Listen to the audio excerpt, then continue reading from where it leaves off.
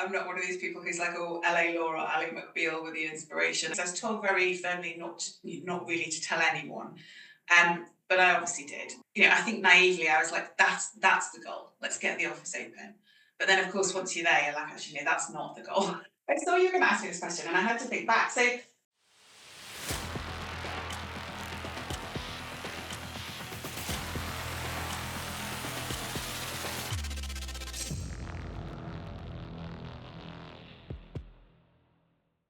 Hello, hello, and welcome to the latest episode of But Is It Legal with me, Simon Marshall. I'm your host, and from TBD Marketing. And today I'm joined by Laura Hughes from Browne Jacobson. Laura, tell me a bit about yourself, where you work, what you do. It'd be really good to hear, and then we can get into the main conversation. yeah, hi everyone. As Simon says, I'm Laura. I'm a partner at Browne Jacobson. I've worked at Browne Jacobson my whole career, so that's 24 years now. Say it quickly. But I now run one of our departments, which means I sit on our executive. So that's the decision-making group of the firm. And I recently opened our Cardiff office along with another partner, Tim Eds, almost 2 years ago now. And then I'm also my specialism, although I always say I don't get to do a lot of law these days, but my specialism is public law. And I have been kept quite busy recently, actually, advising on English devolution and local government reorganisation. But I act for really the full range of bodies in the public sector, from UK government, Welsh government, local authorities, arm's length bodies, and that's what I've always done, with perhaps different focuses in different parts of that over the years. But yeah, so a kind of a combination, and nowadays of firm management, office management, client management, and then doing a bit of legal work. And then outside of work, I'm married and I'm a mum of two children who are, well, my son turns 10 tomorrow and my daughter turns 7 in January. So interesting, I think nice ages, because everybody tells me it gets worse when they get to be teenagers, and obviously it's hard work when they're babies. So we're kind of in this nice phase at the moment with that. That's great. Before we get into the stuff about the English devolution and Wales, and maybe even family stuff, it'd be good to hear a bit more about what made you decide to be a lawyer in the first place. What was it that, was there a moment, was there a phase of life that just really convinced you this is what I've got to do? So, I mean, I think not really, in the sense that I went to I wouldn't say I had a deprived background, but I went to a state school, to a comprehensive. I was reasonably clever, and the age I am meant that you were really, if you were clever, you were pushed towards medicine or law, and frankly, I was rubbish at science. So it kind of led itself in that direction. I'm not one of these people who's like, oh, LA Law or Ali McBeal with the inspiration, and I didn't really know that many other lawyers. So no, for me, it was very much I'm clever. I can write a decent essay, so law seems to be the thing. So yeah, so I did a degree in law, did my LPC, kind of went straight through and did all of that. But as a trainee, I was pretty convinced I was going to be a corporate lawyer. So on my LPC, I chose a lot of corporate focused modules. Obviously, that didn't quite pan out now that I act entirely for the public sector, doing public law. So yeah, it's interesting. I didn't really like public law at university, it has to be said. So it's interesting how the difference, and I suppose that's a message for younger lawyers out there, the difference between the academic study of certain topics and then what it's like in practice are very different. But no, I suppose given that I didn't really get into law with any preconceptions or because it was a first love or anything like that, I think I've been very lucky that actually I have really enjoyed the law. I've enjoyed being a lawyer. But I think the other thing that the law gives people is an opportunity to then move into really to sort of business management and being a business manager and someone who has to do marketing and networking and all of those things. And so actually you can turn a career into the law into a lot of other things that even if you stay in a law firm like I have for your whole career, you can move into doing different roles and kind of making that blend what you want it to be. So yeah, I'm not someone who was always like, oh, I want to be a lawyer because I had this role model at a young age. It was more just it felt like the careers advice I had at the time was that or doctor, and I wasn't very good at science. So Love that. I studied public law, but I chose a degree that meant I had to do it for 2 years, right? So I did public law and administrative law for 2 different years as well. Did you ever think when you were getting into doing public law it was going to be such an exciting time? I mean, the last decade in public law has been kind of more rock and roll than maybe the previous 100. yeah, it's interesting, isn't it? I mean, no. So when I started off. sort of more focused on planning and environment law, but very much for the public sector and Mm. doing the judicial reviews and that kind of thing.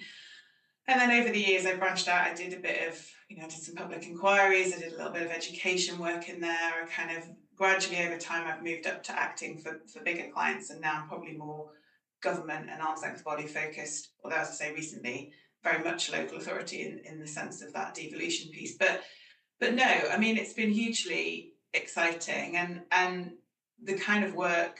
I mean, it reflects partly the growth of the firm as well, the growth of Browne Jacobson and of our public law team. But the kind of work I do now, I often say to younger lawyers in my teams, I could have only dreamed of doing when I started out. And as you say, partly that's to do with the way the world has changed and how, well, certainly in the UK, how much of our economy really is tied up with the public sector, either in public-private partnerships or because there's funding coming from the public sector or because the public sector is kind of intrinsic to delivery in some way. And that's meant it's been a very busy and very exciting time. So yeah, no, I don't think I could have predicted this at the outset of my career in terms of the kind of things I'd be advising on now. So no, it's been pretty, like you say, exciting really in a way. Tell us a bit about the work on devolution. I mean, maybe many people in the audience won't have heard about what's gone on or what you've been working on, and I hope you don't take any umbrage of that. But the idea of knowing what's happening at a kind of local authority level necessarily, but it's pretty exciting stuff in terms of what you've done. So tell us a bit about what's happening in devolution, and then what's been your role in relation to that on the East Midlands project. So yeah, I mean, rapidly changing. So regional devolution in England has been around for quite a while now, but the last government, was very much pushing, trying to expand that out across the country to take in the Shire counties. So the areas it's been in up until now have been really in the cities, Manchester and Birmingham being prime examples of that, but actually several others as well. And the last government introduced a new model called combined county authorities, which allow county councils to come into that and to have a tier of government that sits at a regional level where some powers are devolved from Westminster to those regional bodies. Often, and actually under the new government, they have elected mayors. And so again, when you see Andy Burnham and others on the television, they're the elected mayors of devolved areas of the country of kind of county combined authorities. The new government has sort of even shunted that on further in that they very keen to get full coverage across the UK. That's very much one of their priorities that they're pushing now.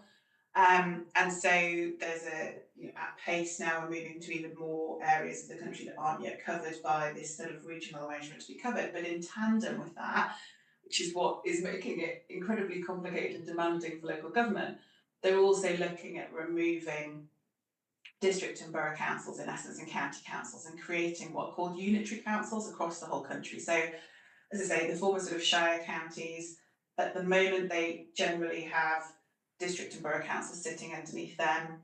But in other parts of the country, again, primarily in the cities, but some of the counties have already made this change, they're unitary, which means it's just one tier of government. And at the local level. And so the UK government in England is very keen to move to these single tier sort of unitary authorities everywhere. So they're simultaneously trying to remove two tiers of government where that still exists below the regional level and then introduce regional government. And in some areas that are in the what's called the priority programme for that, they're doing both at once, which I think is a mammoth undertaking.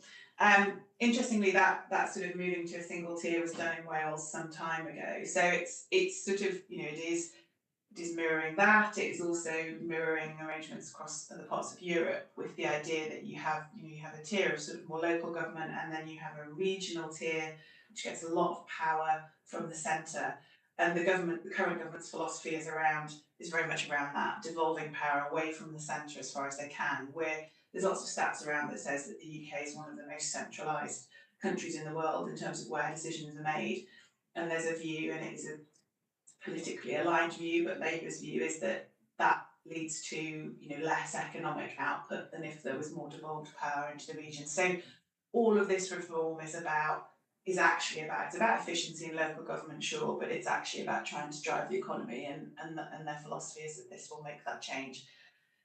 I suppose I'm getting a bit political now, but I think that I'm a bit concerned that there's a lot happening at once, and it may be very difficult for it all to be achieved. And then on top of that, you've got the government having announced yesterday, obviously the sort of closure of Energies England, but simultaneously are also trying to bring into line with this new regional model, models of care and models of health. And there's a lot going on in the public law space in that kind of wider sense at the moment.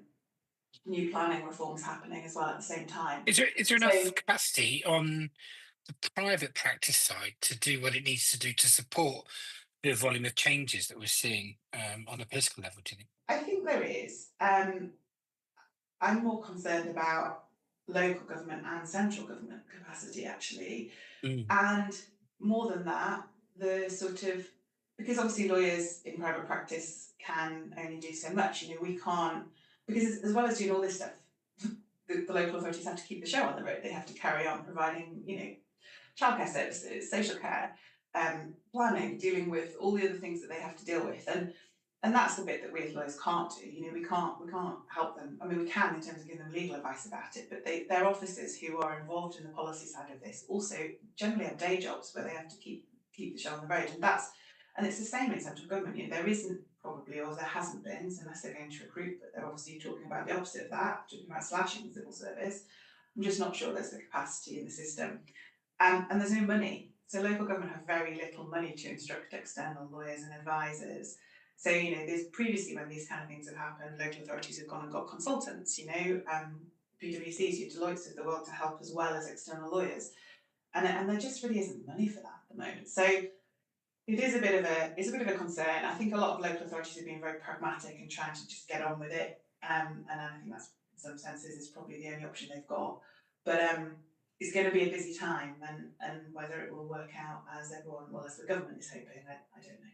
We'll see. in terms of the actual work that you'd have done on East Midlands, is that work that we can expect to be done in other parts of the country? I think you've already said yes in terms of the combined authorities coming together as well. Is there more work out there for law firms across the country to do that work locally? Yeah, so East Midlands was the first combined county authority, so the first new model combined authority in the country, and Mm. we worked on that. It was an interesting project because we didn't have an act for most of the time that we were advising, so we were kind of running in parallel with the development of the legislation, which meant a lot of close work with the government on getting it set up. Um, your question about is that going to happen in the rest of the country? Yes, in terms of the model being applied. However, the process is going to be slightly different than what we did on East Midlands. So on East Midlands, the area did the consultation, there was a proposal, all this kind of stuff. The government sort of, because of the speed and the necessity, is basically running a lot of it themselves now. So they are doing the consultation. They are sort of not requiring a proposal in a sense. I suppose the government in itself is kind of making that proposal.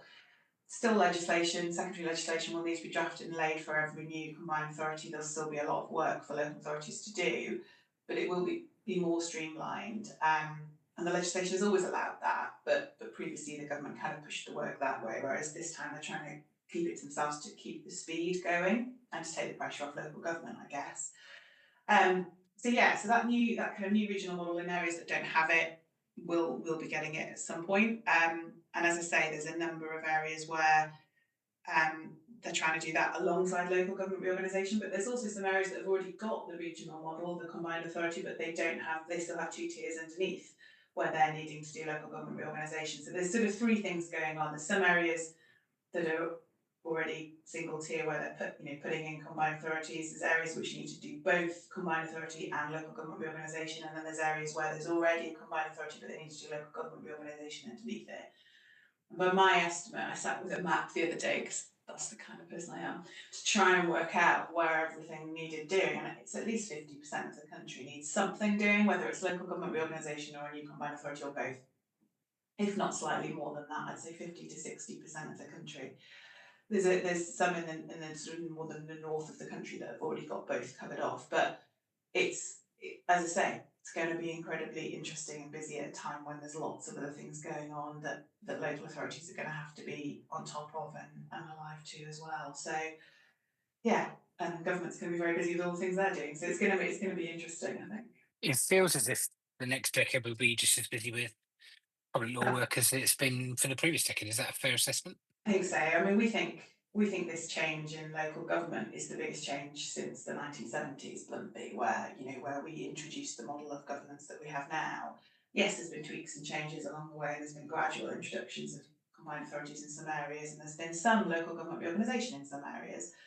But to do what's left all at once in the government's trying to get as much of it done as they can in this kind of term is huge, really, and it's going to mean a completely, well, hopefully on the positive side, a more uniform model of government across the country, because we have really got a complete, you know, not mess, that's unfair, but real kind of patchwork quilt of different models in different places at the moment. And frankly, if you're not a lawyer or someone who's very into local government, I don't know how you know who does what, because it's hard enough for lawyers to work it out in each different area. Each combined authority at the moment has slightly different powers as well. So it's not even, you've got to figure out who's responsible for a certain thing in a certain area. Was the answer is different in different parts of the country at the moment. This will at least lead to a more uniform sort of position.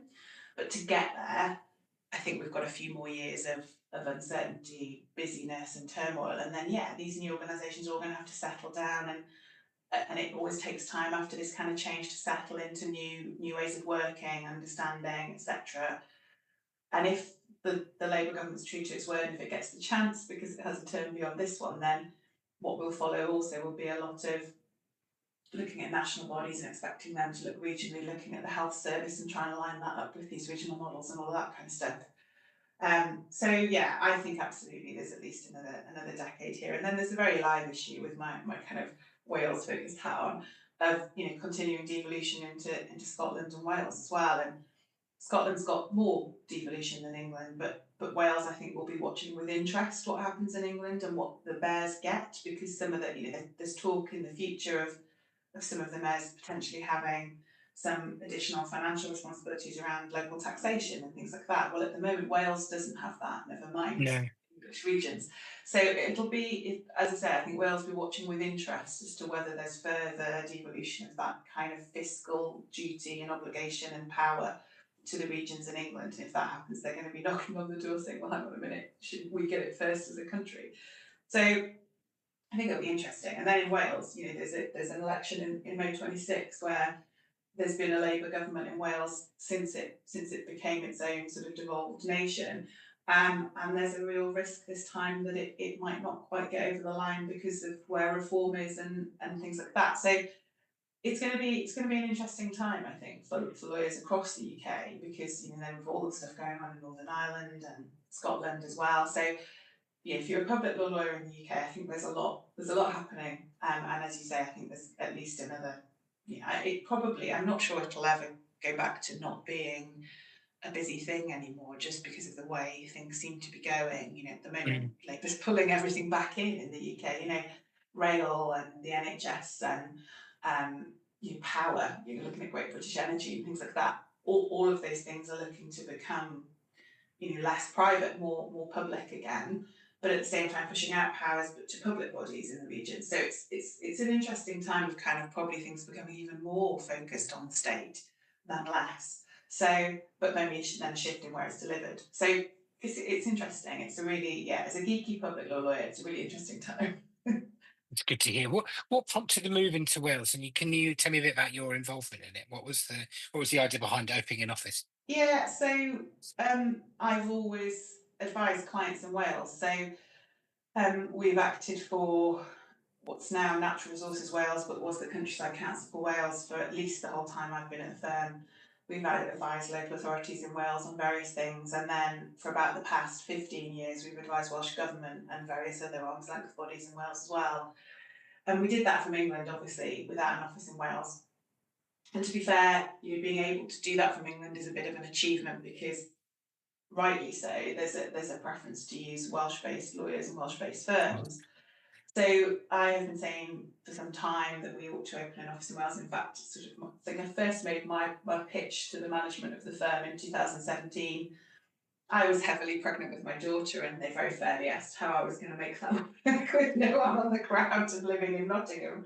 Have one baby at a time, right? Well, exactly, yeah. Well, quite, absolutely that. So So yeah, no. So it got pushed back. We then had the pandemic. So I was asked to go and recruit someone in Wales. So I went and recruited Tim, who I ultimately opened the office with.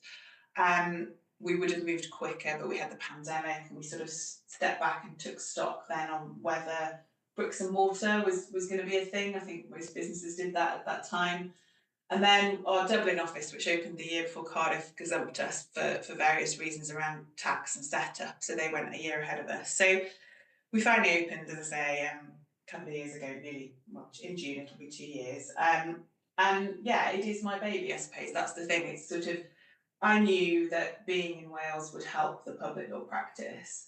But actually, I also knew that we would probably be able to deliver our full service practice there. So, although I'm a public law lawyer, Browne Jacobson is very much a full service firm, and we probably do 50% of our work is, in the broadest sense, public, to include health, education, and government, and 50% is private.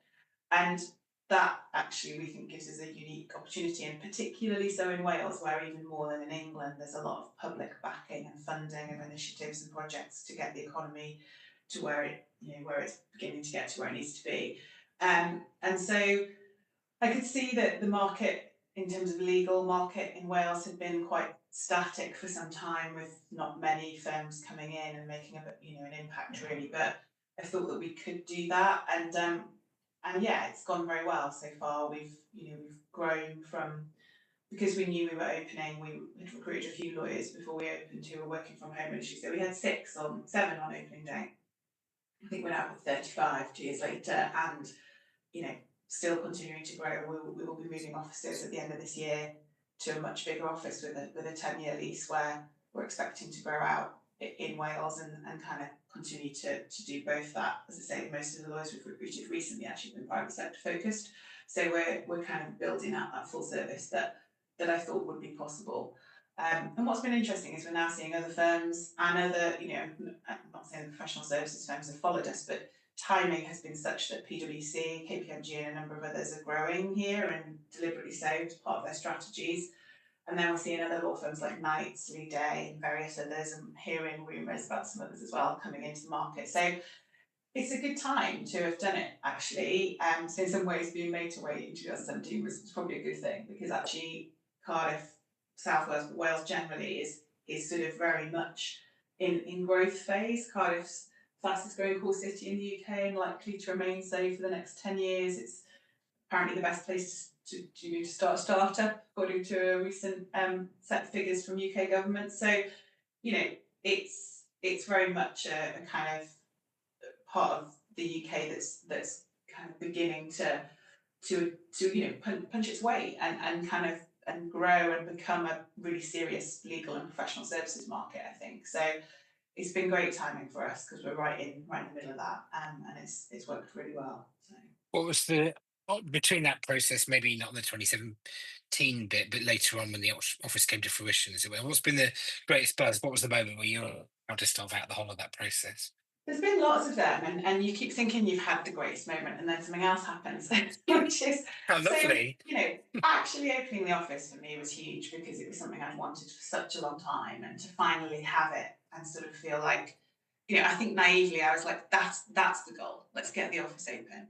But then, of course, once you're there, you're like, actually, no, that's not the goal. Now I want it to be, a really serious player in this market, with a sizable sort of presence here, and a really sort of, a real presence in the market through the law society, through the business community, through all of the places. And so again, we've really pushed into that and done a lot of work, and it's not been, it's been hard work, but yeah, I think there was a moment, I think when we were having there's been a couple of moments recently. So we had a Christmas do at Christmas, and we were in our previous offices. So we've already moved offices, because the offices we started in were too small, and we're having to move again. We are moving again at the end of the year. But we were in our previous office, and I sort of looked around, and seeing 30 people there, kind of just going, wow, that's amazing. And lots of them laterals from other firms, and just kind of going, right, okay, this is really, really going somewhere. And then again, the other day, this office was full, and seeing all the people, and kind of very visually kind of going, okay, crikey, we've built this. But also just how welcoming the business community has been here, and how complimentary people have been about how we've gone about it. I overheard a conversation earlier this week of two contacts, at a network event we were hosting, sort of saying to each other, "Oh yes, well, connecting people is what Browne Jacobson does," and the fact that the business community in Wales sees us like that, I think is huge for me, because that's one thing I've always believed in, is that you can we've got a job as lawyers, not just to be lawyers, but to be business advisors, really, to bring people together across our client base when they can help each other, and to really drive that. And again, in Wales, across our whole firm, diversity, inclusion, social mobility are really big things for us that we focus a lot on and do a lot in that space. And again, being known in Wales for talking about that a lot and being part of that, and pushing professional services generally to kind of do more. I think again we've had comments back along those lines of, actually you've kind of upped the game in terms of what you're talking about, and I think that's really positive as well. So there's been loads of moments, but I do think there's something special about starting something, and it wasn't completely from scratch because we did have a public sector practice here, but starting a whole new office and watching it grow and knowing that you have, and I have to say, I can't take credit for this because it's very much been a dual effort with myself and Tim, but to see what you've achieved and kind of go, wow, this wasn't here 2 years ago. Now look, and Yeah. turning over 2.5 million or whatever we are now, and kind of going, right, that just didn't exist, and that there is something very special about that. I love that. I think it's always surprised me that Wales didn't take more of a move, maybe in relation to that, in the way that Scotland or Northern Ireland have when people were, nearshoring things as well. I mean, it's not very far to London on the train from Cardiff, and so I think there was a huge opportunity there. And with a big brand like yours coming to the capital, I think it's huge, right? I think it's a real opportunity to create a new kind of vibe about it. So I'll be waving at you from the other side of the bridge, all right? So all power Yeah. to you. Let's check on. Let's move on to a couple of slightly more light-hearted things just to finish off with. Then, so any any thoughts on who your legal hero might be, either real or imagined? So if it's somebody who's a mentor, that's great. But if it's somebody who's like a character in a movie or a book, then who's that? And have you adopted any of their traits? That's what I really want to know. So, I mean, I think I suppose I am more someone who has, been inspired by real life lawyers around me, and there's lots, and I don't want to call out any one person because I've been really fortunate to have lots of mentors. But I suppose in terms of that, as you say, someone that people would know, Ruth Bader Ginsburg. I know it's probably a fairly stock answer for a lot of female lawyers, but genuinely, it hasn't always been easy being a woman in the law, and to sort of see what she achieved, and how vocal she was about how women needed a place at the table and had as much to offer. I did always sort of look at her, and it doesn't change now that she's sadly no longer here, but that sort of outspoken, and way ahead of her time sort of rise to where she got to, and just sort of going, yeah, okay, no matter how hard it is, and don't get me wrong, it's probably much harder in America than it is in the UK, pushing and kind of, I can do this and I can balance all this stuff. Because, again, let's be realistic here, it's not easy, doing what I do, two small children, spending half my week in Cardiff, half my week in Nottingham, running a department and doing everything we're doing here in Cardiff. It's a lot. And it's a constant juggle. My husband's a lawyer as well, also a Browne Jacobson, corporate lawyer. So I didn't get to be one, but I married one. But he takes a lot of the slack, and we're constantly comparing diaries and juggling. But the point is, it shouldn't. That's for us to decide what to do and how to do it, and it shouldn't be the case that because I'm a woman, I shouldn't be in the same spaces, or even at the top table, which I am now within Browne Jacobson at least, because I'm a woman, and so yeah, she was always an inspiration in that sense. Lovely. That's a great answer. I always think it's good to ask yourself, what would RBG do? Right. That's if you've got a Yeah. moment, you think, what would you do? And then you do that. Last question then. So congratulations on making the Hot 100 this year from the lawyer. I saw that. Who did you first ring to tell them that you'd made the Hot 100? I saw you were going to ask me this question, and I had to think back. So I got the call walking along the street here in Cardiff from the lawyer, not knowing I'd been nominated. So the firm had nominated me, but I didn't know. So it was a bit of a surprise, to be fair, when they Did you said, think "Well, it was a prank congratulations." call when it came in? Did you think like what? Well, No, I did know the journalist because I did an interview with him earlier in the year about Cardiff. So I sort of wondered if it was something to do with that. But yeah, when he said that, I was quite surprised.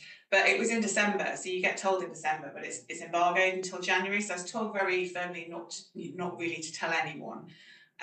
But I obviously did. So I messaged my husband immediately, but he was in meetings and things. But then I was actually walking to the office here in Cardiff, and worked with Tim long enough now that as I came in, he knew something had happened. And so we sort of went into an office and I told him. And then later I told my managing partner, and I told our PR team as well. But yeah, but they were the only people who knew at all until the January when it came out. I didn't tell my mum or my family because I wasn't sure they'd get it really. And I sort of, it was one of those where it's probably just better for them to see it in print and understand what it is. My brother's also a partner at Ward Hadaway, so I sort of didn't. I was quite conscious that I probably didn't want to tell him just in case. So yeah, so I'm sure he wouldn't have gone and told other people, but it wouldn't have been ideal if I'd been the breach that the lawyer didn't want. So yeah, so I did, as I say, message my husband, told Tim and Richard, who's the managing partner, but yeah, and then Dom, who is in our PR team, who I strongly suspected had been the one who'd put me forward, and it was a group decision from within PR, but yeah, he had been instrumental. I wasn't wrong about that. So yeah, It's so those are the lovely. It was people a I told. lovely one to see for me. I know that we'd met a while ago, but I think it's lovely to see just that recognition for everything you've achieved on East Mids as we covered today, on what you've done in Wales as well, the commitment to the firm, the kind of firm you are as well. So, listen, Laura, thank you so much. I know you're a busy woman, so taking half an hour to spend some time with us, I really appreciate it. If you watched today's episode and you've enjoyed this, and who wouldn't, then please can you send it on to friends so they can see just how brilliant and inspirational Laura is as well. I think that'd be nice. And then, yeah, if you like it well enough to subscribe, then please do that. If you don't follow her on LinkedIn already, I'd also encourage you to do that. She's a pretty good user on there as well, and she'll show up for the firm and for what's going on with the various different bits of work that she does. Laura, listen, one last thank you from me. Thank you so much. Thank you for having me. It's been great. And I hope we get to catch up very soon face to face. Thank you.